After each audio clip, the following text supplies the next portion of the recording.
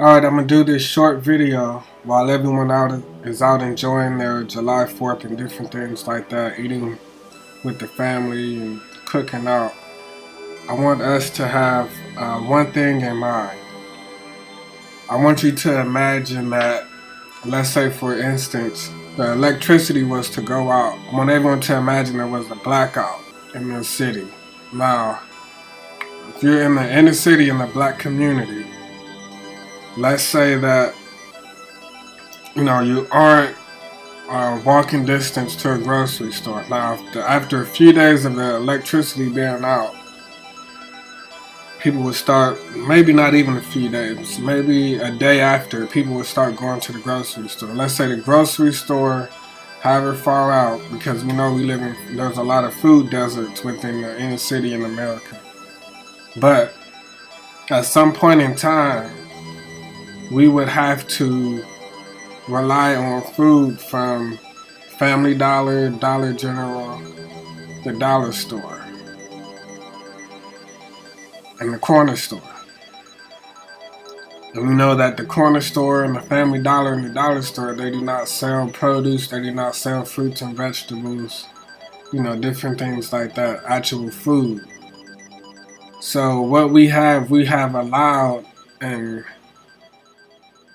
in a worst case scenario, we would not be able to feed ourselves if something was to happen with the electricity, with the grocery stores even.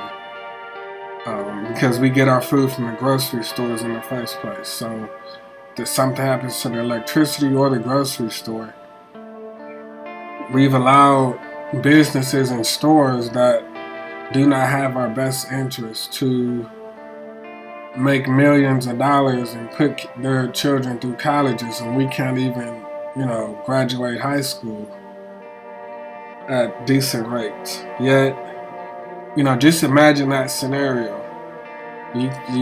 We can't be so codependent on the system, on the government. I think it's a very important perspective to have that, these stores that are replacing the mom and pop stores, where those people may have had our best interest at heart, they're replaced by stores that do not sell even real food in the case of an emergency, in the case of a war, in the case of whatever scenario you want to draw up in your head. How would these stores benefit you? Because when there's a riot and different things like that, we tear them down. We don't even value them subconsciously. And when the worst case scenario happens, you can look at the LA riots. We destroyed those stores because we know that those stores do not have our best interests. So I'm not going to take too much time, but again,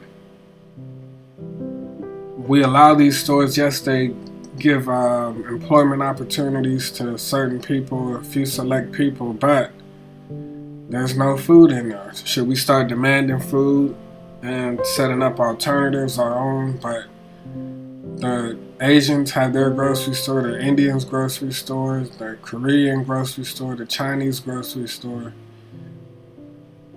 Even certain Latinos have their grocery stores. But when it comes to us, again, we're dependent. We're already dependent on, with the food stamps. To make matters worse, we wouldn't even be able to use those food stamps for any good if the electricity or the lights went out in our community in the summertime, which is possible. It's happened before. It's happened in New York City. Yet,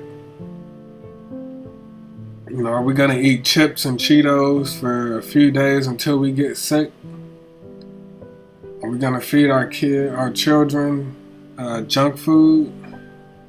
After a while, it's only going to last for so long. So make sure you like, rate, and subscribe, and let me know your thoughts.